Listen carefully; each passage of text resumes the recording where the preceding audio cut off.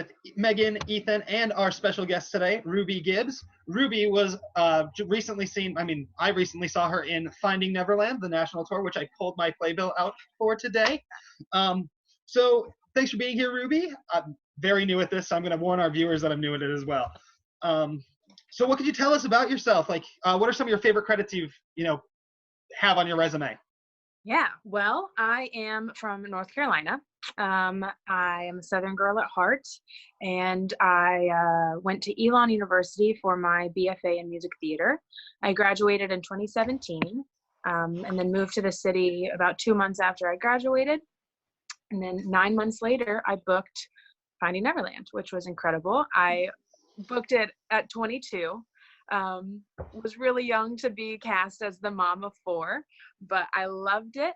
And then I traveled with Finding Neverland for a year, and then I moved back to the city after tour. And while in the city, I've done some cabaret stuff. I've done a lot of different workshops of new musicals that are going to have futures, in the fall or it's somewhere down the line. But I've been busy with that and auditioning, and I had some summer work booked for the summer coming up, but because of COVID-19, it's been canceled.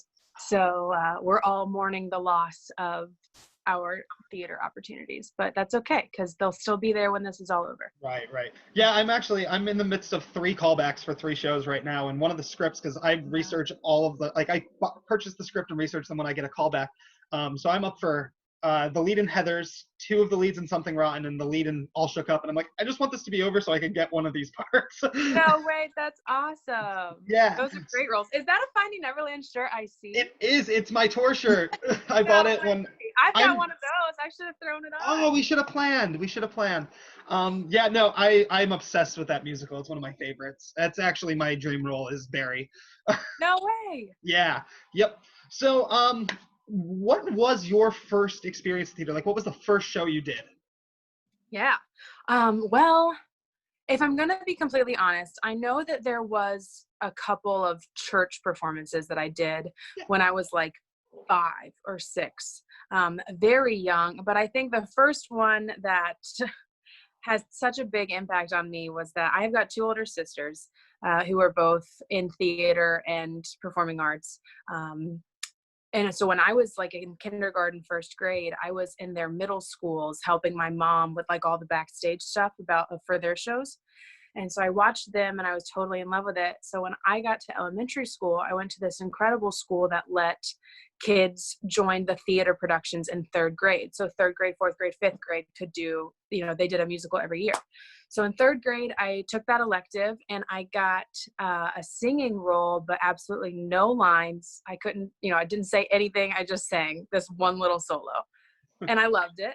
But 4th grade came along and the same thing happened, is that I only sang and I had this big solo that time, but I had no lines. And I was like, what? I really just want one line. Just let me I could relate. Oh my gosh. Megan has a similar experience where we were both in a production of Beauty and the Beast. And it's the only moment I regret from my high school career, and it doesn't even involve me, is she should have been Mrs. Potts. Oh. But they cast her as Madame de la Grande Bouche, and then to pour salt in the wound, had her sing Beauty and the Beast. As Madame? No way. Mm-hmm. No. Oh, gosh. Yeah. Well, you kind of got the best of all those worlds. I think so. You got a great character, a funny character. So yes, I definitely enjoyed playing her. She was completely the opposite of my persona, and I got to branch out and do some crazy things, which I was grateful for. Definitely. I can't sing that high. That's not going to be me. I can't sing that high at all. You got cast as the opposite of your persona. I got cast as my persona in that show. It was a great show. I love that. But in 5th grade, I talked to my director and I did ask, I was like, so what is it going to take for me to just have one line? That's all I care about. And she said that I was a really good singer. I did have a really big voice already. And then I was a really good dancer because I've been dancing since I was 3. But she said I needed to work on my acting. And so she gave me a monologue. And the auditions were very professional for this elementary school. I mean, we were asked to dance in small groups of maybe like 10, but you still had to learn a combination. We had to sing individually and then do a monologue. So like, that was pretty good. And she gave me the monologue that I had to learn, and I practiced that every day for months and months and months, or at least maybe it felt like it was months. It was a long time. So much so that I can still say that monologue to this day, word for word. I remember everything about it. And I did end up getting the lead that year, which was awesome. And that was kind of like the first time that I remember my teacher, after I finished that monologue, she knew how hard I'd been working on this. And she threw her hands on the desk and she said, now we can put on a show. And she was really proud of me for how much work I'd done. So I think that was the first time that I thought like, okay, if I really work at this, then this can happen for me. This is, possible. Megan, you want to go next?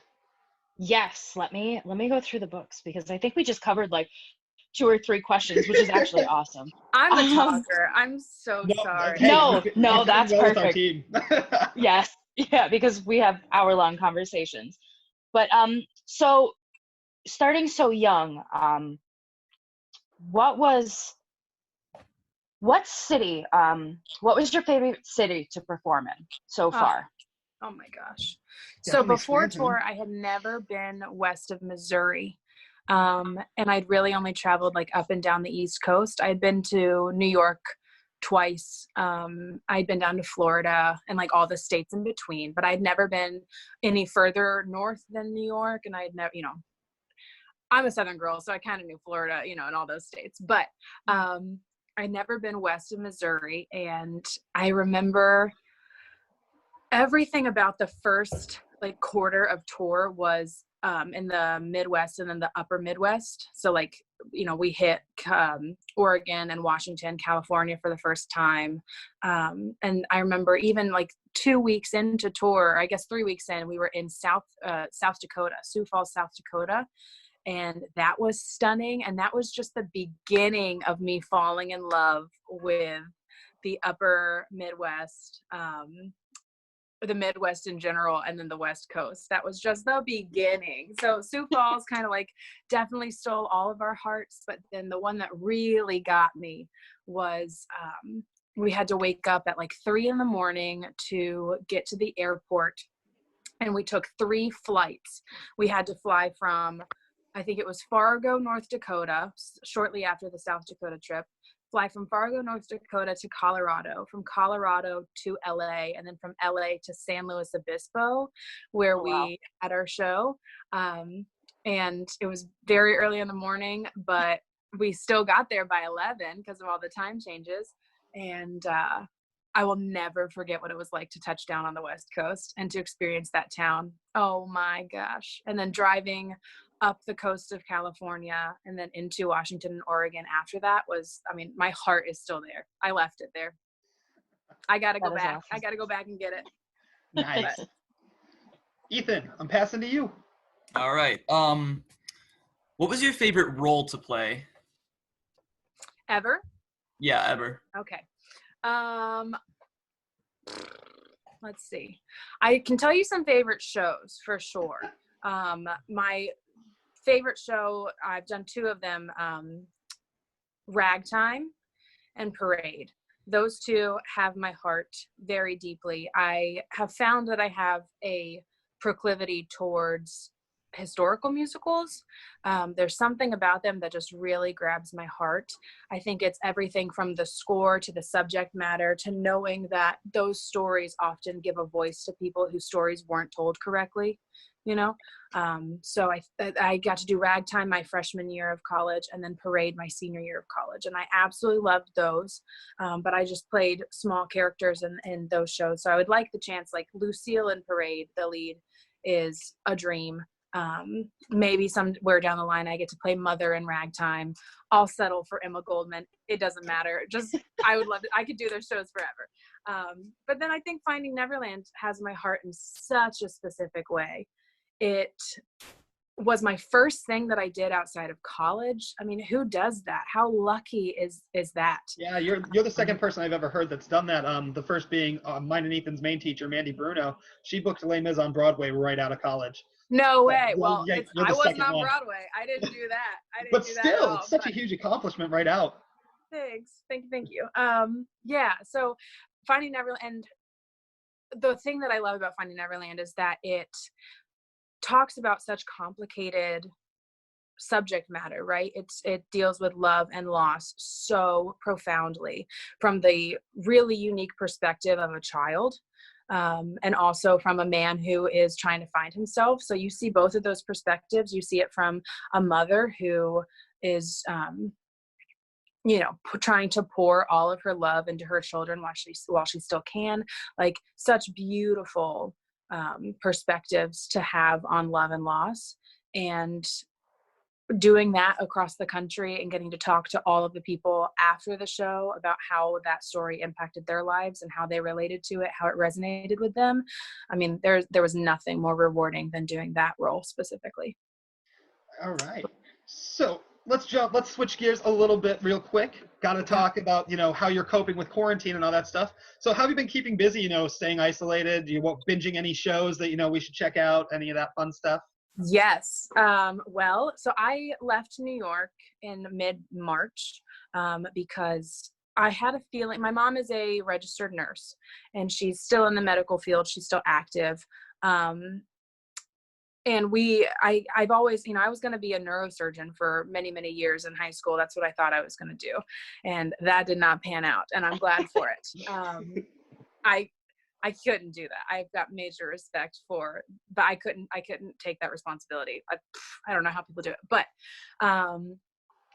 because I've kind of been in the medical field with my mom and I grew up in it. My ears were already kind of perked up about it from weeks beforehand. So I'd already kind of been self-quarantining in New York, and knowing that if I was going to go home, if borders started closing, if travel became, impossible, I wanted to keep myself as safe as possible so that I could get home to my mom. Because, single mom, I wanted to just be able to take care of her in case something were to happen. So I left New York pretty quickly. And I'm very glad that I did. I miss it. I cry every night while I watch the news because that's my home. That's where I chose to make my life, and it's hard to watch. But I am glad to be here for my mom and to keep her safe and to try and help her as much as I can. That being said, I feel like I'm constantly busy.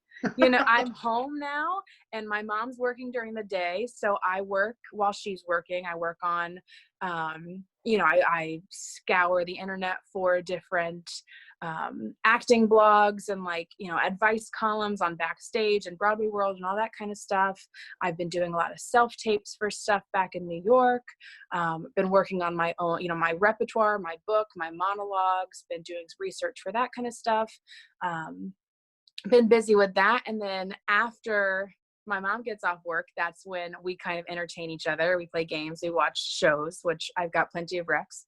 And then on the weekend, because my mom has been working all week, the weekend is our time to try and be productive around the house. So I kind of feel like I have not had a relaxing break at all. And for that, I feel both lucky and a little bit tired, but mostly lucky because I haven't experienced any kind of boredom yet.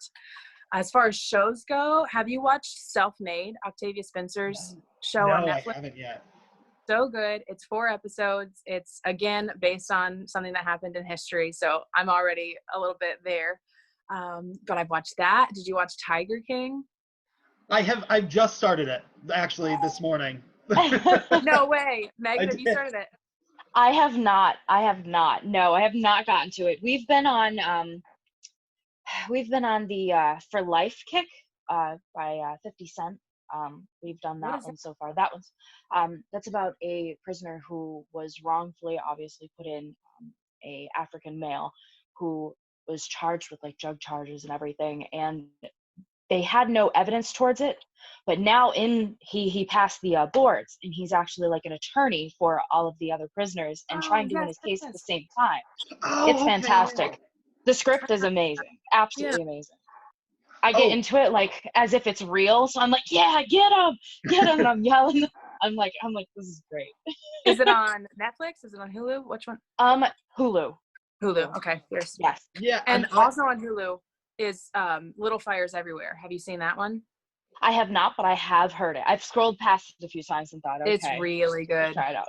Really good. I will. I did Okay. Manifest in a week. So I watched that in a whole week. Season No 1 way. and 2, I finished season 2 and caught up right in time for to the minute the finale was starting. I was like, what are the odds of that? Years. Good for you. Yeah, I'm still on, I still watch Grey's Anatomy religiously. I'm a Grey's Anatomy girl. And then This Is Us are two shows that have now done they're on their spring hiatus and don't come back to the fall. So I'm like, what do I do? Now, are you a How to Get Away with Murder fan? You know what? I am not. I don't do very well with I don't know. I have got very specific shows that I don't do very well with. Gotcha. It'll cause me great anxiety, really bad paranoia and anxiety. So I can't do it.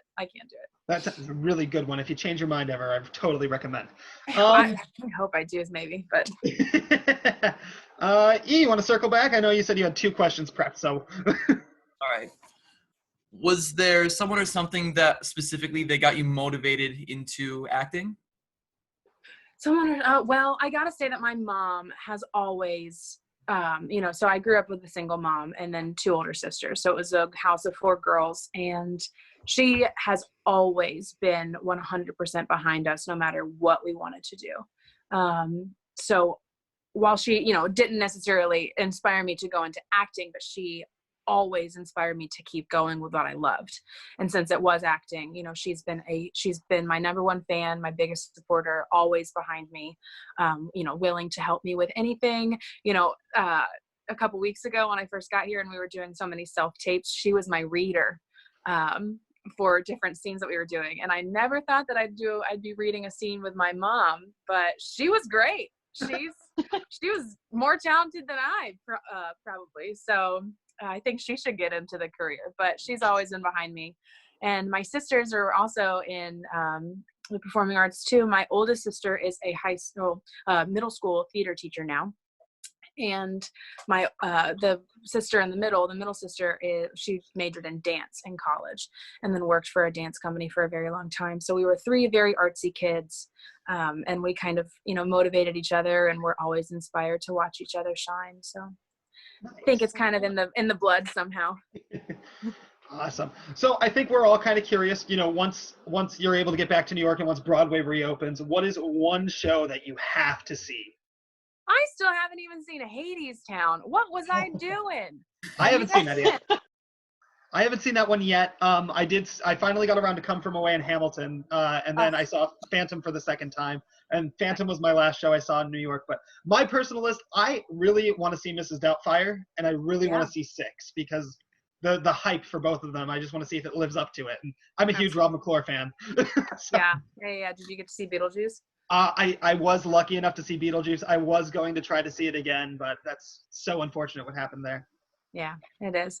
It's heartbreaking times, but yeah. I know that everything is going to work out, and that even if we might not get to see these shows on Broadway, we'll get to see them in other capacities. Maybe they'll go regional, maybe they'll tour, that I don't think it's the end for anything.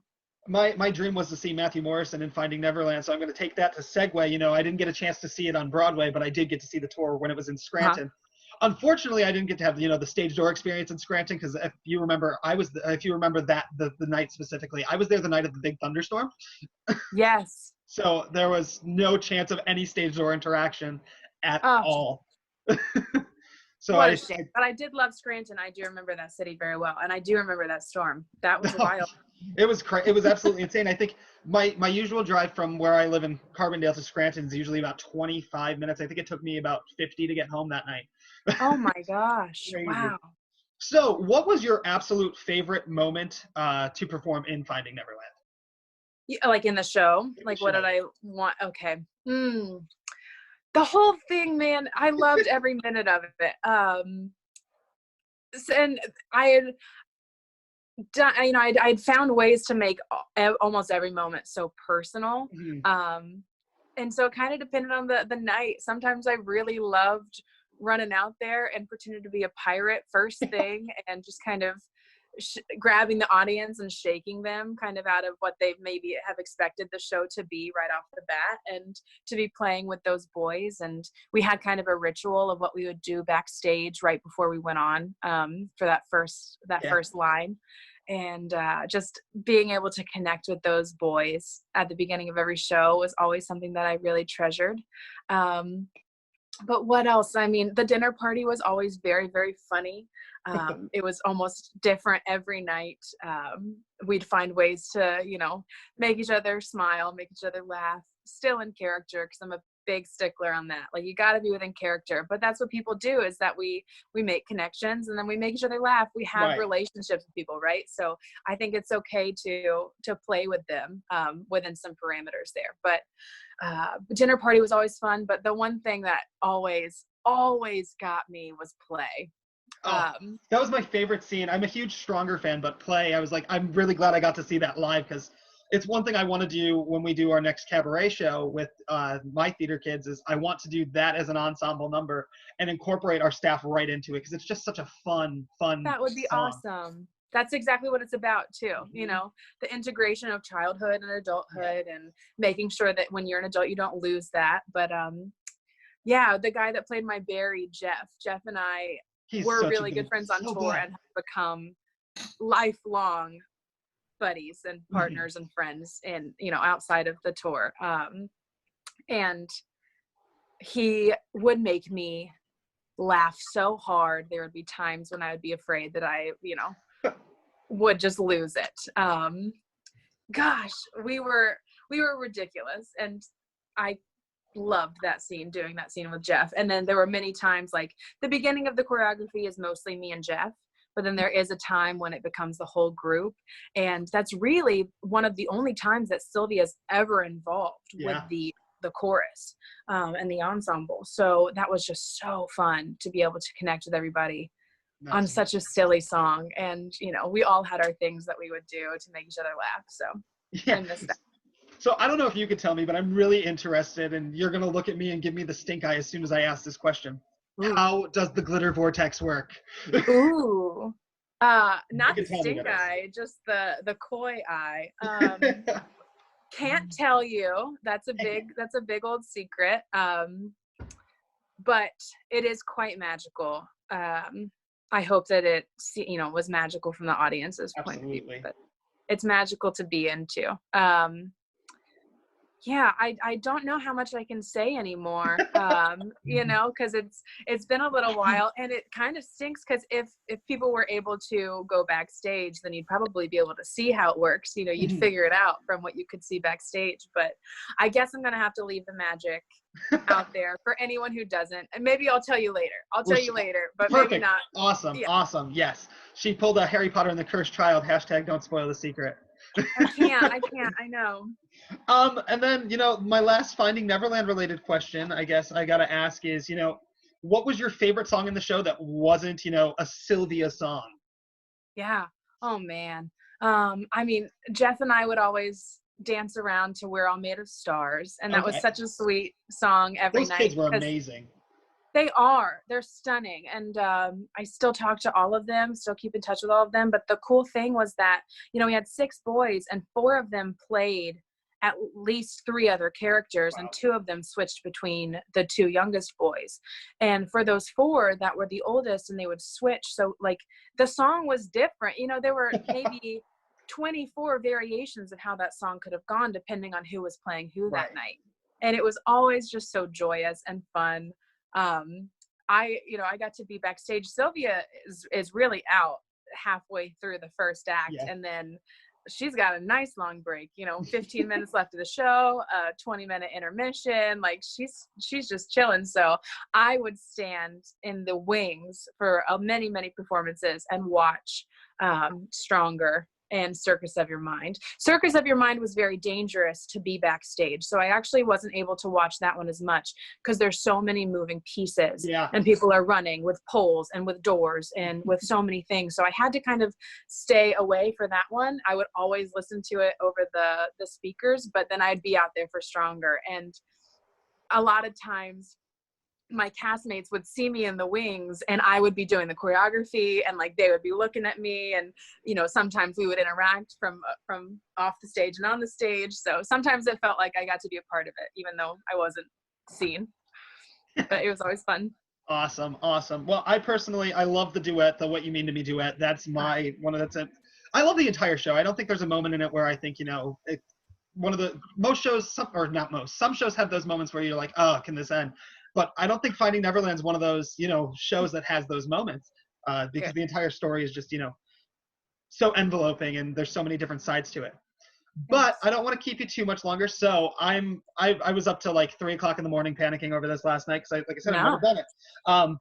I got nothing to do, so you can ask me anything you want. Oh, awesome. Well, I'm going to have you and Ethan play a little game. I'm going to read some song lyrics from shows.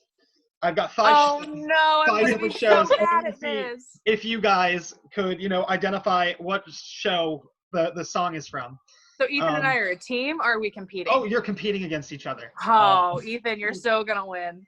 You are so going to win, I promise. I didn't prep him at all. Either. As most would think, though. Well, here's the thing. I say this all the time. I don't know shows. Like, what am I doing? I listen to more like oldies and, like 70s, 80s music than I do show tunes. So I'm really, there's a good chance I won't know any of these. All right. No. But I mean, me either. That's okay. I won't know any of them. Too? Is Megan playing? No, I'm just gonna sit back because I haven't been versed in quite some time with some show tunes. I'm bringing Megan back into the show, the Broadway world. See, you still might know more than I do. I don't know. Some of these are simple. Okay, and here we go. Ruby, there's definitely one in here that's from a show that I think you need to play the character in. Oh, thanks. So, number 1, a stranger racing down the beach, racing to places I have yet to reach. Do we know what? Yes, Ethan. Sorry, Ethan. Come on, Ethan, you didn't even have a chance. Should we just yell them out as soon as we know? I'm going to let you finish it. I'm going to let you finish it, and then I'll, if I know it, I'll just say it. Perfect. Oh, Ethan, she might get you on this one, too. I'm changing the song at the last minute, because if I go with the one that's here, you definitely get it before I'm Ruby. All right. Oh, no. You must be doing it. Oh, well, I never was there ever. Oh, Cats, baby. I did that one. I did do that one. I've done that show. Wait, what's your opinion on the movie then? Because I love the movie, actually. Haven't seen it. Haven't seen it. I love it. Do you? Is it worth seeing? It's worth seeing. They put a story to it, an actual story. Ethan's giving me the stink eye, like it's not good. I loved it. I'm my favorite composer is Andrew Lloyd Webber. So they put a story behind it. There's some dialogue. It's a lot different from the actual stage version of the show, but Tom Hooper created magic when he did Les Mis a couple years back, and he did the same with this one too. I actually lost a bet yesterday, and Ethan could testify, and Megan could even testify. I'm not a dancer. I was somehow in a production of Newsies, but I'm not a dancer. And one of our company dancers, Mara, I'm going to give her a shout out. She has yet to see the movie, and she's been begging me to post a routine of a couple of our well-known theater dads, Rob, for example, Ethan, doing like 4 minutes or so of the Jellicle Ball. So I was dumb enough to comment on my status back to her when I was watching the movie and say, if you will finally watch the movie, I will post 4 minutes of me doing the Jellicle Ball. I think that's exactly what we need right now. Yes. I'm going to have to agree. I am not a dancer in the slightest, but I will get on that, I promise. Anyway, back to the game. I need to see it when it's done. For sure. Make sure you follow the Facebook page then. 100%. I'll do that. Awesome. So, number 3, write what you know. So they say, all I know is I don't know what to write or the right way to write it. Is that Newsies? It is Newsies. I was thinking that, but I was afraid to say it. Me too, friend. Me too. All right, that's here we Catherine, go. Right? That was Catherine. Yes, that is the role that I think you need to play in life. Oh, just saying. Thanks. Just putting it out there. Number 4, Ethan, just so you know, I don't think there's a way there's no magical way you could come back and win this game. But yes, you can. You got this. You got this. Number 4, I've been through 10 high schools. They start to get blurry. Heathers. Thank you. Beers. I wouldn't have known that. I had to give the guarantee. I had to give the one guarantee because every high school age kid knows that musical I'm currently. sure. Yeah, that's got to be true. And then number 5, I just realized that I'm a dweeb. Through young Joseph, Jacob lived his youth again. That's Joseph and the Amazing Technicolor Dreamcoat. Correct. It was red and yellow and yeah. Yep, we could go through them all. We could. Yeah, so Ethan, sadly you lose 4-1 in this game. I can't believe I did that. Yeah, Great. we're gonna have to give him a redemption shot one day. 100%. We could do this every week. It would help me because then I'd have to learn some musicals. But could we please let's set this up every week. Oh, this just gave me a game show aspect of this we could do, and now I'm gonna have a lot of fun. So yeah, that's all the questions I've got. Megan, do you have any more? Ethan, do you have any more? No, I just like to say thank you so much for tell your mother thank you so much for serving, her community, and be safe. Your whole family, just definitely be safe. And that goes for everyone out there who's fighting this terrible time or who feels like they're hopeless or anybody who's stuck in their house. Find yourself in this hard time. Go find music or find exercise or find, composing something. Just put something together or reach out to somebody who's having a hard time with this, because there's silent killers besides this virus that's going on. And I really think that needs to be brought to light in some aspects. Yeah, and then so thank you. Ruby, do you have any questions for us? Well, so what shows are you guys are you guys working on anything now, or what are you most looking forward to? And I'm looking forward to just getting back into the mix of things. We had I don't know if I can technically say it, we had a contract secured, but we chose not to sign the contract for one of my favorite shows, Spelling Bee. I'm sorry, bless you. Thank you. It just snuck up out of nowhere, and we chose not to, sign the contract, and we're going to pursue it again once this is all over with. Ethan, actually, right as soon as this broke out, Ethan was it's your first High School Musical, right, Ethan? Yeah. Yeah, I'll let you talk about it. We were doing Guys and Dolls, and I was Benny South Street. Fierce. That's awesome. That's a great show. And well, that's okay, because next year's going to come around, and that's true. Yeah, you've got the thing is that we're going to come out of this stronger. Yeah. And all of these opportunities are still going to be there. But I couldn't agree with you more, Megan. This is the time. I'm very, very, very passionate personally about the fact that in order to be an actor or performer in any capacity, you have to be a person first. That is what we do. We tell stories. We tell, we give voices to people whose voices haven't been able to be heard, or need this musical to be heard by. And first and foremost, you have to be a person. You've got to have your passions and your loves, and you've got to have found yourself or be working on finding yourself, and this is ample time to do that. But I also couldn't agree with you more that this is a hard time for people that are, I read somewhere that it's so many people are not going to be fighting COVID-19. They're going to be fighting anxiety and depression and, addiction and so many other issues, because of the resources that people can't utilize right now. Right. Absolutely. So this is a scary time for so many, and it just requires kindness from all of us. And it's going to require us to change our DNA and make the commitment to being kinder from here on out, not just while this is happening, but after this as well.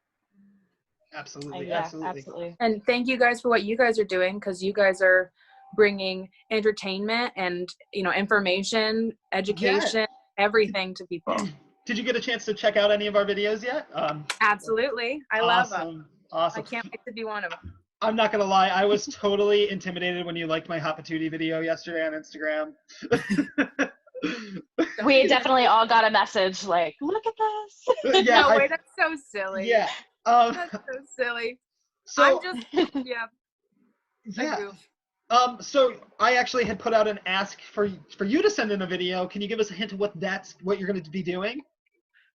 Well, yeah. I'm still working on some stuff. I'm taking this as a really good time to try and put some stuff on tape. So I'm just going to send you whatever comes out of that. Nice. But I think a lot of people are I was surprised. I reached out to people on my Instagram and on other platforms of like, what do people want to hear me sing? And a lot of people want to hear me sing something that I've already sung before, but maybe want the full version rather than just a shorter, promotional version. Nice. So I think I might be revisiting something that I've done before.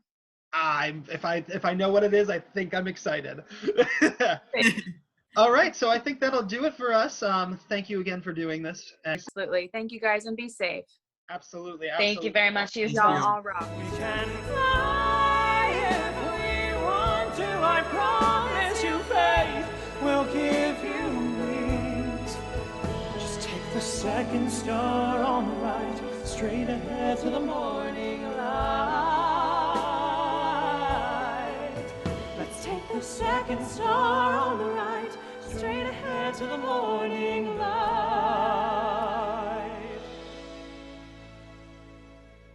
Every star that's ever fallen knows the way to where we're going.